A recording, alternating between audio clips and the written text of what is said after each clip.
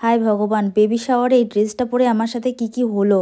তো চলো ভিডিওটা তোমরা পুরো দেখো আমার সাথে কি হয়েছিল। Welcome back to my channel. সকালবেলা করে কিন্তু আমি উঠে পড়েছি, 7টা বাজে, এখন 7টা 7:30 বাজে। আর উঠে নিয়ে কিন্তু বিছনাটা ওদিকে গোছায়নি, হচ্ছিল উঠে গিয়েছে বলে আর কি। তো যাই হোক, এখন বাইরে তিরপল টাঙানো হচ্ছে, চলো তোমাদের সাথে সেটা শেয়ার করি। আর আমার মেহেন্দির কালারটা এত সুন্দর এসছে না, বাইরে গিয়ে তোমাদের সাথে শেয়ার করবো। তো চলো বাইরে যেয়ে দেখা হচ্ছে। তারপর এখানে কিন্তু বাইরে চলে এসেছি। তারপরে বাইরে এসে দেখি আমার বর আর শ্বশুরমশাই দুজন মিলে কিন্তু ওখানে তিরপল টাঙাচ্ছে। অনুষ্ঠান কিন্তু কিচ্ছু হবে না, কিন্তু যেহেতু আমার দাদু শ্বশুর মারা গেছে, আমাদের বাড়িতেও তো কেউ রান্না করে আমাকে দিতে পারবে না, সেই জন্যে একজনা আসবে রান্না করতে, মানে একটা ঠাম্মি আসবে রান্না করতে। আর তোমাদেরকে দেখিয়ে দিলাম মেহেন্দির কালারটা কেমন এসছে না এসছে। আর আমাদের আত্মীয় স্বজন কারোকে কিন্তু সেরকমভাবে বলা হয়নি, যেহেতু বুঝতে পারছো আমাদের এখনও অছুত আছে, সেই জন্যে। তো যাই হোক, দেখতে পাচ্ছ এখানে মেহেন্দির কালারটা দেখে দিলাম। আর ওপর থেকে শ্বশুরমশাই তিরপল টাঙাচ্ছিল, আর আমার বর এখানে দেখো দড়ি দিয়ে বেঁধে বেঁধে হেল্প করছিল। তারপরে কিন্তু এখানে শ্বশুরমশাই গ্যাসটা সব ঠিক করে দিল, আর এখানে সব সবজি টবজি বার করে দিয়েছে। আর আমি তো আগেই বলেছি, যেহেতু কোনো রকম অনুষ্ঠান হচ্ছে না, জাস্ট কটা ছবি তুলবো আর রিচুয়ালসগুলো মানতে হবে, সেই জন্যই হচ্ছে। আর এখানে বড় মা শাক বেছে দিচ্ছিল, আর আমি এখানে দুধ আর বিস্কুটটা বাইরে দাঁড়িয়েই খেয়ে নিচ্ছিলাম। আর এখানে দেখতে পাচ্ছ শাশুড়ি মা দাঁড়িয়ে রয়েছে, আর এখানে যে ঠাম্মিটার কথা বলেছিলাম সেই ঠাম্মিটা এসে কিন্তু রান্না শুরু করে দিয়েছে। তো ওখানে ডাল ভাজছিল, আর তারপরে এখানে কিন্তু আমার শাশুড়ি মা মাছ ভাজছিল, দেখতে পাচ্ছ। আর মাছ টাছগুলো কিন্তু সব মামা শ্বশুর নিয়ে এসে দিয়েছে, যেহেতু বললামই আমাদের বাড়িতে কেউ কিছু করতে পারবে না, সেই জন্যে। তারপরে দেখো এখানে মামি শাশুড়ি কিন্তু আমার জন্য পায়েস বানাচ্ছিল বাড়ির ভেতরটাতে, আর এই দেখো পায়েসটা। আর মামি না ক্যামেরার সামনে খুবই লজ্জা পায়, সেই জন্য এরকমভাবে হাসছিল। আর এখানে দিদুন কিন্তু আটা মাখাচ্ছিল, সকালে যেহেতু রুটি খাওয়া হবে সবাই মিলে, তাই। আর প্রথমে কিন্তু আমাকে এই টেবিলের ওপরে দেওয়া হয়েছিল, ভেবেছিলাম যে সিংহাসনে বসে টেবিলে বসে খাবো, বাট এত পদ রান্না করেছিল যে টেবিলে আটছিল না, সেই জন্য নিচে রেখে তারপরে কিন্তু আমাকে সাজিয়ে দিল। আর সব কিছু কিন্তু আমার মামি শাশুড়ি রান্নাবাড়ি করেছে, আর তার সাথে লাস্টে আমার ননদরা এসে হেল্প করছিল এগুলো সাজানোর জন্য, দেখতে পাচ্ছ। এটা হচ্ছে বড় ননদ, আর ওটা হচ্ছে মেজো মামি।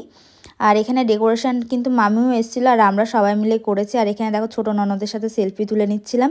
আর যেহেতু বলেছি আমি কোনো রকম রিচুয়ালস হবে না, আর এখানে শুভমদা চলে এসেছে ক্যামেরার জন্য। আমি একা একা ওয়েট করছি, এখানে কেউ নেই। শুভমদা ছিল, ও চলে গেল।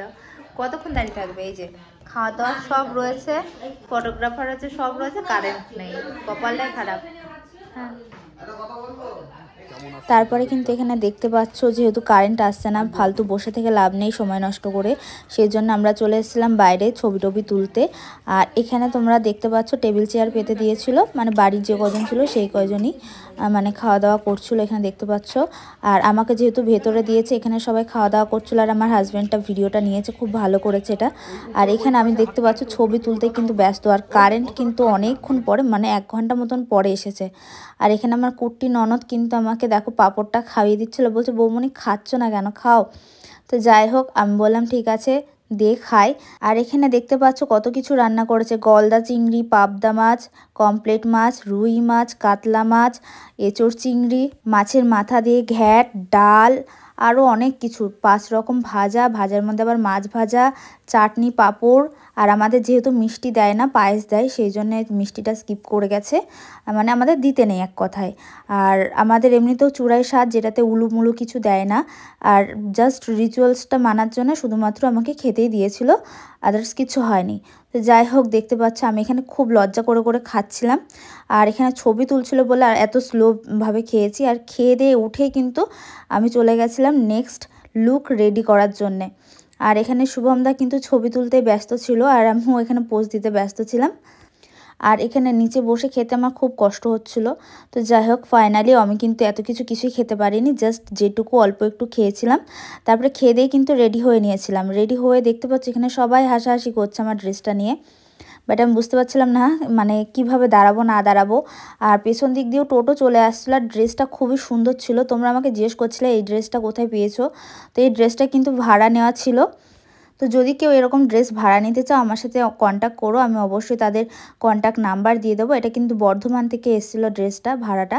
তো এখানে লাইটটা ঠিক আসছিল না আর অনেকটা লেট হয়ে গেছিলো কারেন্টের জন্য, সেই জন্য কিন্তু কটা ছবি এখান থেকে নিয়েই আমরা চলে গেছিলাম ছাদে গিয়ে ছবি তুলেছিলাম।